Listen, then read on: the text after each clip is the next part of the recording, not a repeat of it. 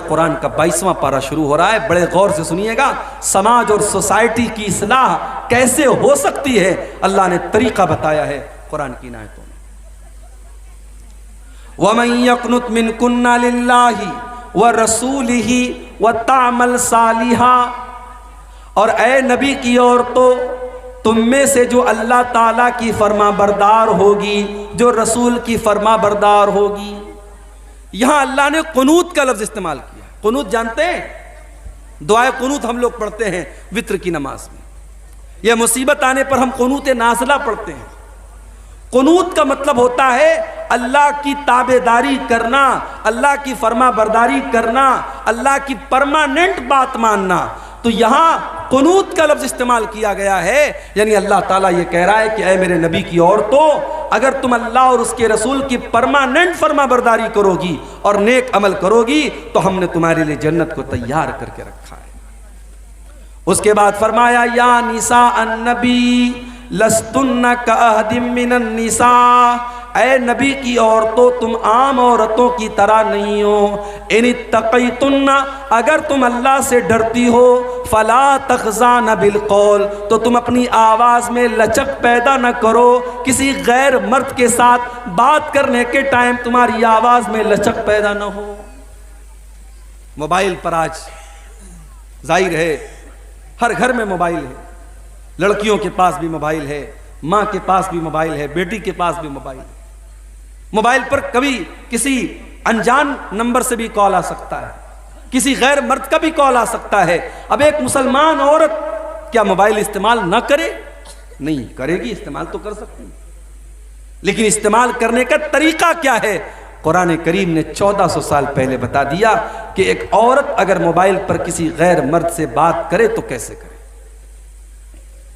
फरमाया, तेरी आवाज में लचक ना हो, तेरे अंदाज में कशिश ना हो, तेरे अंदाज में सख्ती हो, तू कड़क अंदाज में बात करे, तू कठोरता के साथ बात करे, ताकि सामने वाले को यह ना लगे कि मुझे सिग्नल मिल रहा है और मेरी दाल यहां गल सकती है, मेरा मसला यहां हल हो सकता है। जब औरत कड़क अंदाज में बात करेगी, सामने वाला समझ जाएगा यहां मेरी दाल गलने वाली नहीं है।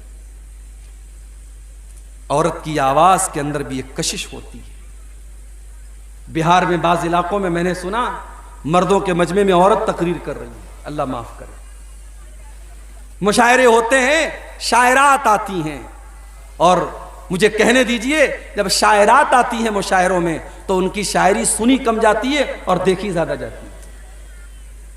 उनके लटके झटके और उनकी जुल्फें और उनके चेहरे के जो नशेब फराज होते हैं उसको ज्यादा देखा जाता है, नौजवानों को बड़ा मजा आता है।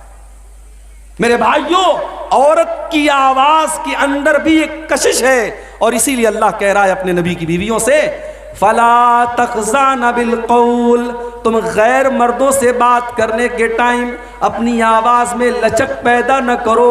फ़यत्मअल्लज़ी फ़ी क़ल्बिही मरज़ुन, सामने वाले के दिल में अगर बीमारी है, शहवत की बीमारी है, तो वो तुम्हारे बारे में कहीं गलत ख्याल न उसके दिल में आ जाए। लेकिन कड़क अंदाज में बात करने का ये मतलब नहीं है कि आप बदतमीजी करें, आप गाली गलोच करें। वक़ुल्न क़ौलन मारूफ़ा, जो भी बात करो सही बात करो, दस्तूर के मुताबिक करो, दुरुस्त बात करो, अच्छी बात करो। तो पहले हुक्म दिया कि तुम्हारी आवाज में लचक पैदा न हो। अब उसके बाद कहा जा रहा है, वक़र्न फ़ी बुयूतिकुन्ना, और ऐ नबी की औरतों, तुम अपने घरों के अंदर रहा करो।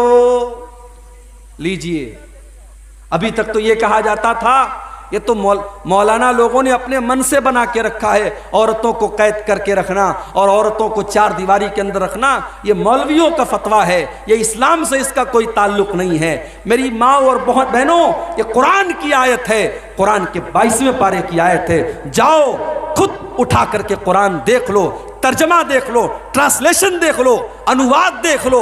अल्लाह कह रहा है कि ऐ मेरे नबी की औरतों, तुम्हारा काम घर को संभालना है, ये कोई मामूली काम नहीं है।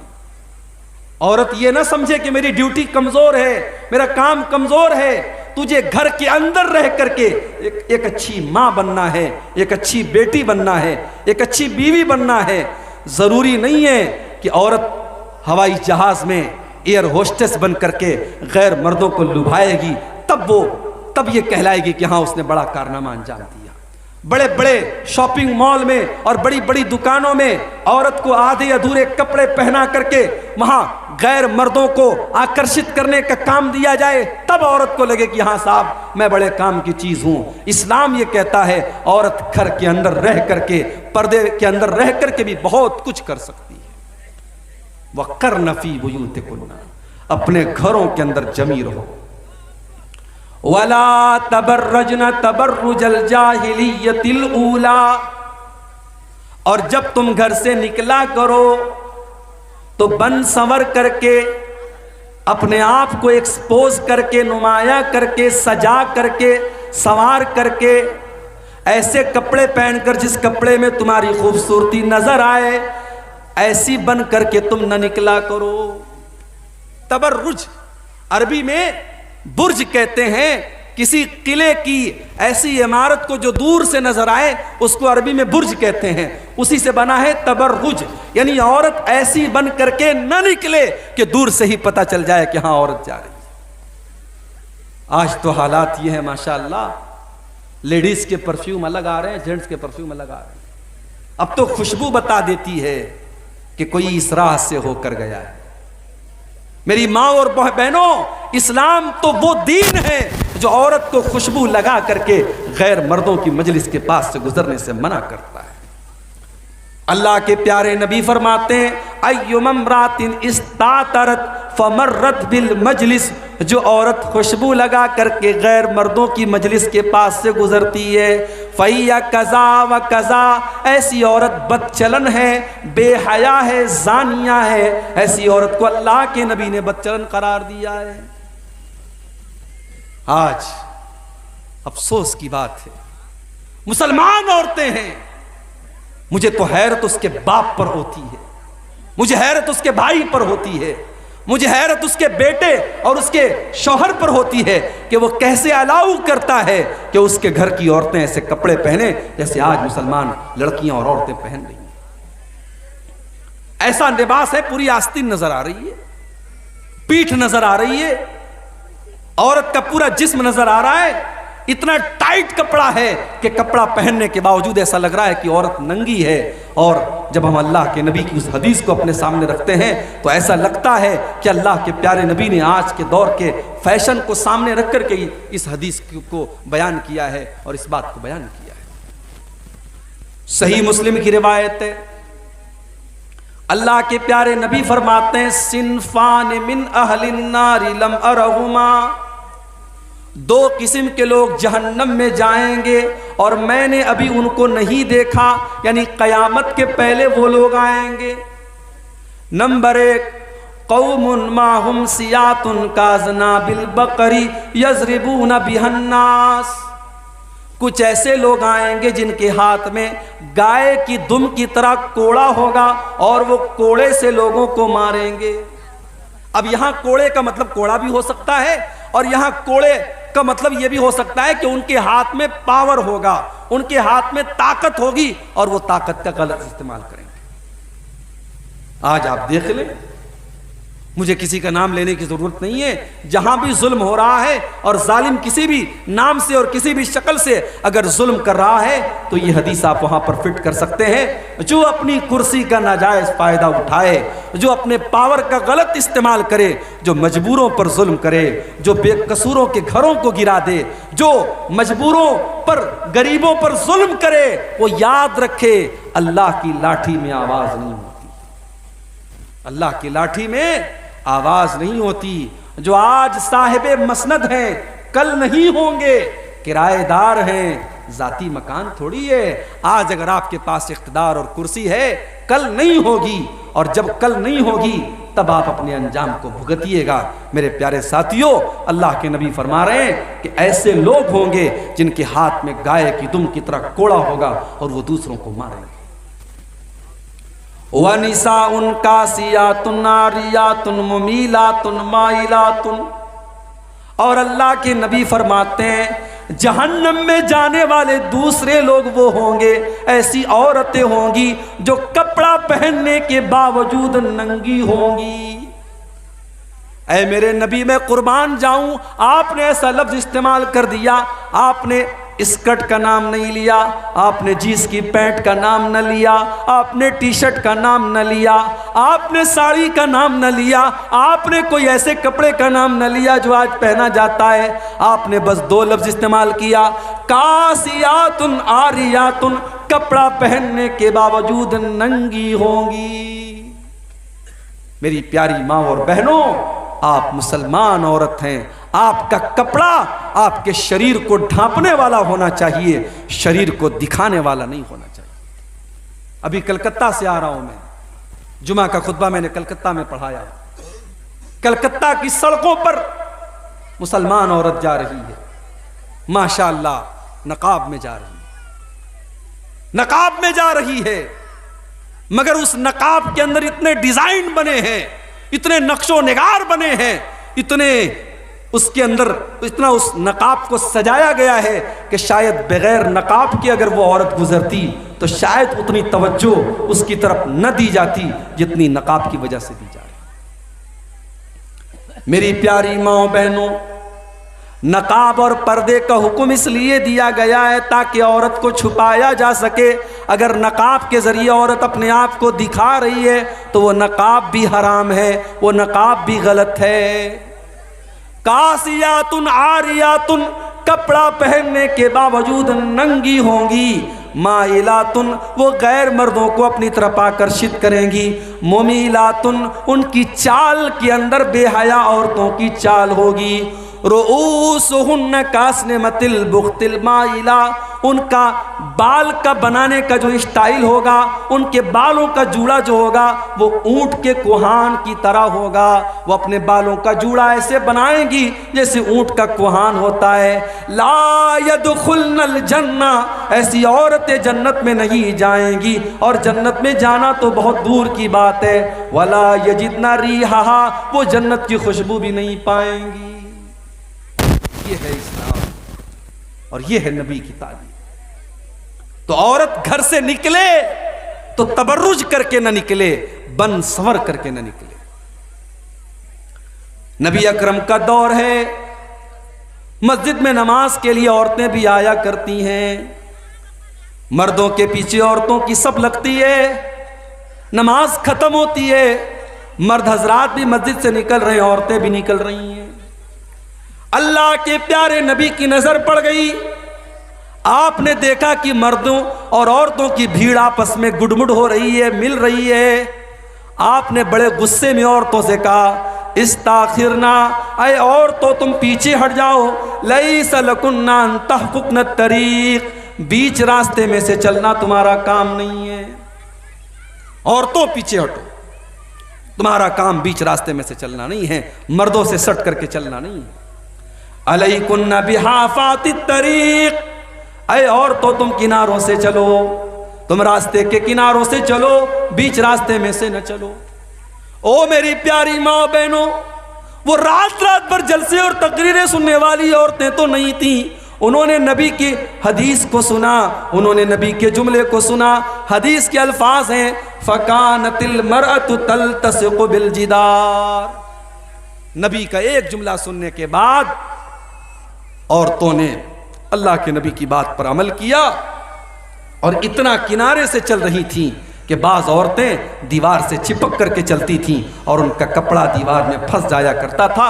नबी ने एक जुमला इस्तेमाल किया और उनके पर्दे का ये आलम था, उनकी इताअत का ये आलम था। मेरे प्यारे साथी, वला तबर्रजना तबर्रुजल जाहिलियतिल ऊला, ऐ नबी के घर की औरतों तुम बन सवर करके न निकला करो। वह अकीमन सलाह, और तुम नमाज कायम किया करो। रमज़ान का महीना आने वाला है।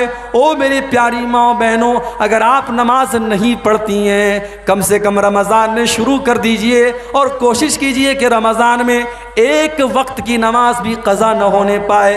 इंशाअल्लाह अगर आपने एक महीना नमाज की पाबंदी कर ली तो मुझे पूरी उम्मीद है कि आप अगर रमज़ान भर नमाज पढ़ सकती हैं, 1 महीना 5 टाइम की नमाज पाबंदी से पढ़ सकती हैं, तो साल के बाकी 11 महीने भी आप नमाज की पाबंदी कर सकती हैं। बहाने मत कीजिए, नमाज न पढ़ने का कोई बहाना नहीं है हमारे पास। नबी के दौर की औरतें गैस के चूल्हे पर खाना नहीं बनाती थी। नबी के दौर की औरतें नल से पानी नहीं भरती थी। उस जमाने के बच्चों को डायपर इस्तेमाल नहीं कराया जाता था। उस जमाने में भी बच्चे पलते थे, औरतें सारे काम करती थीं और नमाज की पाबंदी भी करती थी। इसलिए नमाज न पढ़ने का हमारे और आपके पास कोई बहाना नहीं है। मेरे अभी सीरिया के अंदर जो जलजला आया था, उसमें एक 6 या 7 साल की बच्ची ने, जो 3 दिन तक बेहोश थी मलबे के नीचे, जब उसको निकाला गया और होश में आई है वो लड़की, तो 6 या 7 साल की वो बच्ची होश में आने के बाद पहला जो लफ्ज उसके मुंह से निकलता है, पहला जो जुमला उसके मुंह से निकलता है, वो क्या कहती है? कम मिन सलातिन ज़य्यातुहा, कम मिन सलातिन तरक्तुहा। पता नहीं कितनी नमाजें मेरी छूट गई। 6 या 7 साल की बच्ची को इस बात की टेंशन है, इस बात की फिक्र है कि मेरी कितनी टाइम की नमाजें छूट गई। अल्लाह अकबर। आज हम हट्टे कट्टे हैं, तंदुरुस्त हैं, जवान हैं, हमारी माए बहनों का भी यही हाल है, हमारे मर्दों का भी यही हाल है, नमाजें छूट रही हैं, कोई फर्क नहीं पड़ रहा। रमजान का महीना 4-5 दिन में शुरू हो रहा है मेरे भाइयों। आइए हम इस रमजान को अपनी जिंदगी में एक बेहतरीन तब्दीली का महीना बनाएं। अगर आज तक हम नमाज नहीं पढ़ते थे तो आने वाले रमजान में हम नमाज शुरू करते। रमजान में सब चेंज हो जाता है ना भाई। सुबह को 4 बजे कौन उठ करके नाश्ता करता है? नाश्ता तो सुबह 9-10 बजे होता है ना। ये सुबह 4 बजे कौन सा नाश्ता हो रहा है? रमजान में हम सुबह 4 बजे उठ करके खाना खा रहे हैं। दोपहर का खाना हमारी आदत होती है, मगर रमजान के 1 महीना हम दोपहर में कुछ नहीं खाते, सीधे शाम को खाते हैं इफ्तार के टाइम। खाने का टाइम चेंज हो गया, सोने का टाइम चेंज हो गया, नाश्ता का टाइम चेंज हो गया, दोपहर का खाना हम खाना बंद कर देते हैं। ओ मेरी प्यारी माओ बहनों, रमजान का महीना हमें यह सबक देता है कि अगर हम अपने आप को परिवर्तन करना चाहें, अपने आप को चेंज करना चाहें, अपने आप को बदलना चाहें, तो कोई मुश्किल काम नहीं है। जो बीड़ी पीता है, जो सिगरेट पीता है, जो किसी भी तरीके की गलत आदत में पड़ा हुआ है, अगर वो अपनी आदत को बदलना चाहता है तो रमजान का महीना सबक दे रहा है कि तू बदलना चाहता है तो बदल सकता है। बदलो अपने आप को, अपनी बुरी आदतों पर कंट्रोल पाओ और अपनी अच्छी आदतों को बढ़ाओ। मेरे प्यारे साथियों, अल्लाह कह रहा है वह अक़िम्नस सलाह, और तो नमाज कायम करो, वह आतीन ज़का, और ज़कात अदा करो, ज़कात अदा करो। बीवी के पास जेवरात हैं, मसला आता है हमारे पास, मौलवी साहब मेरी बीवी जेवर लेके आई है मायके से, उस जेवर की ज़कात मुझे निकालनी है या बीवी को निकालनी? मसला आता है ना, सवाल आता है हमारे पास। तो मसला सुन लो, जेवर की मालिक अगर औरत है, जेवर औरत का है, तो कायदे से ज़कात तो औरत को देनी चाहिए, मगर चूंकि औरत की अलग से कोई आमदनी नहीं है, शौहर ही उसको कमा के ला के देता है, इसलिए अगर शौहर निकाल दे ज़कात तो ज़कात अदा हो जाएगी। लेकिन अगर शौहर के पास इतना पैसा न हो कि वो उस जेवरात की ज़कात निकाले, तो औरत के लिए लाजिम है कि वो जेवर की ज़कात निकाले, और अगर उसके पास कैश रकम नहीं है तो उसी जेवर में से कुछ जेवर बेच करके निकाले। लेकिन अगर 7.5 तोला सोना या 52.5 तोला चांदी या उससे ज़्यादा की अगर उसके पास जेवरात हैं, सोना चांदी है, तो उसको ज़कात देनी पड़ेगी। अल्लाह ने औरतों का नाम लेकर के कहा वह आतीन ज़का, तुम्हें ज़कात अदा करना है। वह अतीन अल्लाह व रसूलहू, और ऐ मुसलमान औरतों तुम अल्लाह की इताअत करती रहो, रसूल की इताअत करती रहो। इन्नमा युरीदुल्लाहु लियुज़हिबा अन्कुमुर रिज्सा अहलल बैति व युत्तहिरकुम तत्हीरा। ऐ नबी के घर वालों, ऐ नबी के अहले बैत, अल्लाह ताला ये हुक्म इसलिए दे रहा है, इसलिए कि अल्लाह ताला हर तरीके की गंदगी से तुमको पाक और साफ करना चाहता है। हर तरीके की गंदगी से अल्लाह अपने नबी के घर को दूर करना चाहता है। आज हमारे और आपके घर में बहुत गंदगी है, मेरे बहुत गंदगी है, हालात कंट्रोल के बाहर हैं। आज किसकी लड़की रात में किससे बात कर रही है कोई गारंटी नहीं दे सकता। कौन सा ऐसा गांव है जहां ज़नाकारी के वाकयात ना हो रहे। बचा लो अपने बच्चों को मेरे भाइयों, बचा लो अपनी बच्चियों को। इस जहरीले माहौल में अपनी बच्चियों को बचपन से ही पर्दा सिखाओ, शर्म हया का सबक दो, अपनी बच्चियों को बताओ गलत क्या है और सही क्या है। और ये काम माँ करेगी, और माँ तब करेगी जब माँ खुद सही होगी। जब माँ खुद पर्दा करेगी तब बच्ची को पर्दा सिखाएगी। जब माँ खुद हया वाली होगी तब बच्ची को हया सिखाएगी। जो औरत खुद बेपर्दा रहती हो, बेहया रहती हो, वो बच्ची को क्या सबक देगी। आज पूरे हिंदुस्तान में खबरें आ रही हमारे पास, मुसलमान लड़कियां मुर्तद हो रही हैं, इस्लाम को छोड़ करके गैर मजहब में दाखिल हो रही हैं, गैर मुस्लिमों के चंगुल में फंस रही हैं, अपनी इज्जत का सौदा कर रही हैं, इस्लाम का सौदा कर रही हैं। और कौम बेचारी सोई पड़ी है, कौम सोई पड़ी है। हमें तो बिरयानी खाने से फुर्सत नहीं है, हमें तो शादियों में बेहतरीन खाना खाने से फुर्सत नहीं है। मेरे प्यारे साथियों, कभी फुर्सत मिले तो इन मुद्दों पर भी गौर करने की जरूरत है। मैं अक्सर अपनी हर तकरीर में कहता हूं कि आज हमारी औरतों को दीन की बातें जितनी पहुंचनी चाहिए नहीं पहुंच पा रही, औरतों को जितनी दीन की बातें मिलनी चाहिए नहीं मिल पा रही हैं। आज आप देखिए, जुमा की नमाज आपके गांव में होती है, आज कितनी मस्जिदें हैं जहां औरतों का इंतजाम नहीं है जुमा के अंदर। आपके गांव में है? नहीं है। क्यों नहीं है भाई? क्या औरतों को दीन सीखने का हक नहीं है? क्या साल का एक जलसा काफी है उनको दीन की बात बताने के लिए? मर्द हजरात तो फिर भी जलसे जुलूस में चले जाते हैं, औरतें दीन की बातें बहुत कम सुनती हैं। और आज कितनी औरतें हैं जिनको पता ही नहीं कि ईमान क्या है, तौहीद क्या है, शिर्क क्या है, इस्लाम को कौन कौन सी चीजें बर्बाद कर देती हैं।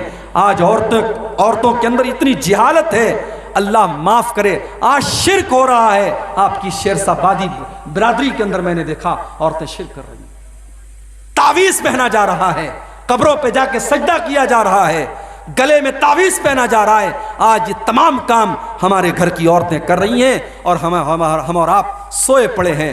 मेरे प्यारे साथियों, अपने घर की औरतों को भी दीन की तालीम सिखाओ।